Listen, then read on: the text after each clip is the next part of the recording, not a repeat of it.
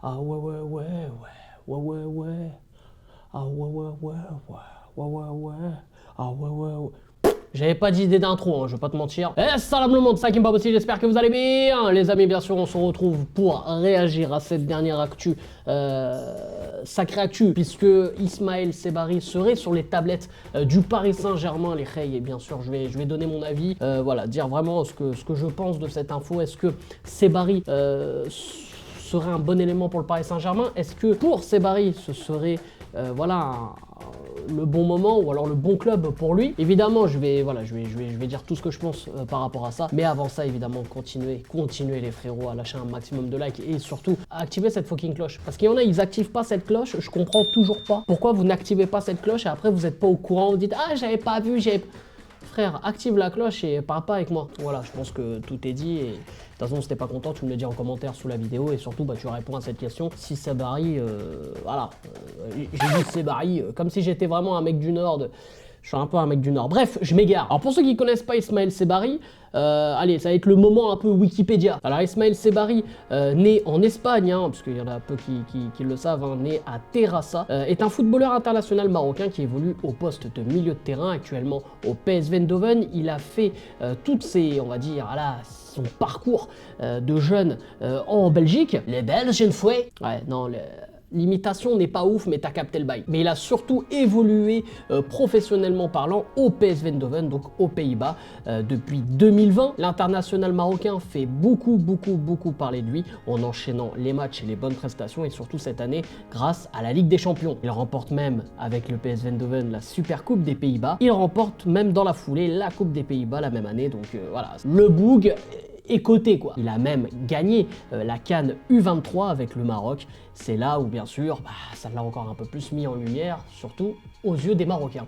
Et avant même de rejoindre le Maroc, c'est vrai que bon, il y avait eu aussi des ententes avec la Belgique, parce que comme j'ai dit, il a fait ses premières gammes junior, en jeune, bref, tu t'appelles ça comme tu veux, en Belgique. Et Roberto Martinez, donc sélectionneur à l'époque de la Belgique, était très intéressé pour le sélectionner, mais évidemment, on connaît la suite, il a fait son choix pour le Maroc, et heureusement que ce n'est pas un regret. Mais du coup, ces dernières heures, ces derniers temps, Ismaël Sebari a été,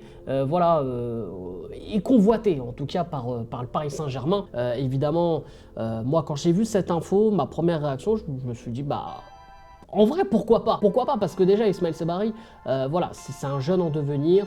C'est vrai que quand on voit la philosophie du Paris Saint-Germain, c'est vraiment d'axer sur les jeunes et les stars en devenir, comme je dis depuis le début de la vidéo. Parce que après avoir perdu voilà, les Léo Messi, Di Maria, Neymar et là maintenant Mbappé, c'est vrai que c'est une grande page de l'ère qatari au Paris Saint-Germain qui se tourne, et on se dit que maintenant on prône le collectif. Et Luis Enrique voilà, l'a très bien fait comprendre. D'ailleurs, voilà, je tourne cette vidéo au lendemain de PSG Rennes. On a vu Kylian Mbappé qui a été remplacé à la 65e minute. Je crois que ça n'a jamais été fait depuis son rendement de star. Mais c'est ça qui est dingue, c'est que là, on a vraiment une philosophie qui est claire et nette, c'est de mettre les jeunes en avant, et surtout, entre guillemets, on oublie les stars quoi. Et Sebari, voilà, qui est sur les tablettes du PSG, en soi, c'est pas étonnant. Donc voilà, pour répondre sur le côté où je suis pas étonné. Maintenant, est-ce que Sebari doit rejoindre le PSG? Alors moi, honnêtement, je suis parisien marocain, je vois déjà cette info, moi je suis content. Je dis ouais,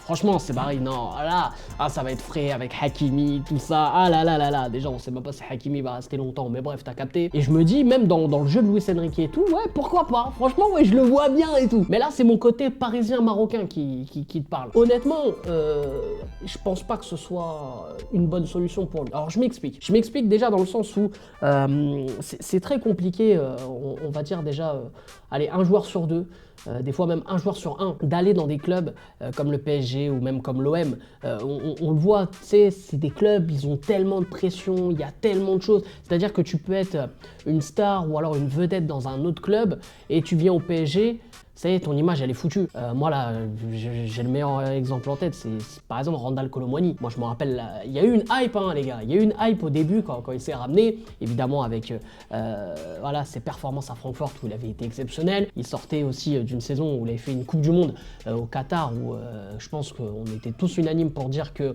il était le meilleur Français lors de la finale, hormis le triplé de Mbappé, parce que La finale de Mbappé s'est jouée en 10 minutes. Mais ça, je mets de côté. Mais Kolo Muani avait été énorme et pour moi, ça avait été vraiment le tournant dans cette rencontre. Quand tu vois comment il est traité maintenant au Paris Saint-Germain, on dit limite que voilà, c'est une merde. Non, mais c'est vrai, il faut dire la vérité. Quand j'entends les gens, je dis, mais attends frère, il y a un an, waouh, t'étais bien heureux qu'il remplace Ekitike limite. Et maintenant, vous allez voir, Ekitike, il va exploser à Francfort. Bon bref, c'était pour prendre cet exemple-là. Et je me dis, Sebari, je sais pas s'il a le coffre mental pour gérer cette pression, pour gérer ce statut après au Paris Saint-Germain, même si on va dire, voilà, il vient pas dans le même voilà, dans le même délire que Kolo Muani, mais il a quand même cette image de c'est un joueur marocain, donc je sais pas, je suis pas forcément ouf pour lui. Moi je sais pas, je verrais bien Sebari, tu vois, en Espagne, tu vois, vraiment je sais pas, peut-être, ouais, après j'allais dire l'Atlético, mais l'Atlético quand même, c'est costaud. Hein. Après l'Angleterre, ça peut être aussi pas mal, hein, l'Angleterre. Il y a de beaux clubs évidemment de Première Ligue qui pourraient être intéressés par lui. Bah là, je pense à Arsenal, tu vois, dans le style de jeu, etc. Ça pourrait être super intéressant. Après, pour revenir là au Paris Saint-Germain, je suis dubitatif. Bah déjà, bon, évidemment que le PSG va jouer, voilà, comme chaque saison, entre 50 et 60 matchs. Normalement en général, hein. Là tu te dis, même si le Boug est remplaçant, on le verra, il va faire une vingtaine, une trentaine de matchs, à voir s'il va gérer la pression. Moi personnellement, je suis son agent. Bon, déjà si je suis son agent, évidemment j'irai oui pour gratter, bon t'as capté, mais là on va parler sur le côté sportif. Perso, je lui conseillerais pas le Paris Saint-Germain. Je lui conseillerais pas, je le laisserais encore un peu voilà, mûrir avec le PSV Eindhoven. Je sais pas s'il a déjà fait le tour un peu du PSV Eindhoven. C'est vrai qu'il a déjà gagné des trophées. Là, il dispute la Ligue des Champions actuellement. Peut-être que lui, il a des envies d'ailleurs et c'est normal. Là, il va commencer à arriver à un âge où il va être au top, il va être au prime de sa carrière, il va lui falloir aussi un très gros club. Mais est-ce que avant d'arriver au PSG, il n'y a pas une transition à faire avec un autre club pour, on va dire, confirmer son statut de jeune en devenir et surtout après devenir un excellent joueur dans le top européen, tu vois. Donc ça c'est une question. Donc j'ai même envie de vous la poser cette question. Si vous aussi vous le voyez pas au Paris Saint-Germain, les frérots, est-ce que vous le voyez dans un autre club, on va dire, voilà, pour être un palier en dessous du PSG. Si vous le voyez, ce club-là en question, dites-le moi en commentaire. Comme ça, moi, j'y réagirai évidemment. Dites-moi ce que vous pensez de cette information. Parce que moi, perso, les gars, ouais, je sais pas, je suis pas... Mais en tant que Parisien marocain, voilà, moi, je le prends. Ah, je le prends, j'achète son maillot. Ah non, mais là, franchement, dans cette vidéo-là, je suis une merde parce que j'ai pas un vrai avis. Non, mais là, tu peux le dire. Je peux te dire que là, franchement, je me foire complètement hein, sur cette vidéo. Parce qu'en soi, mon côté parisien marocain, on va dire, vas-y, signe à Paris.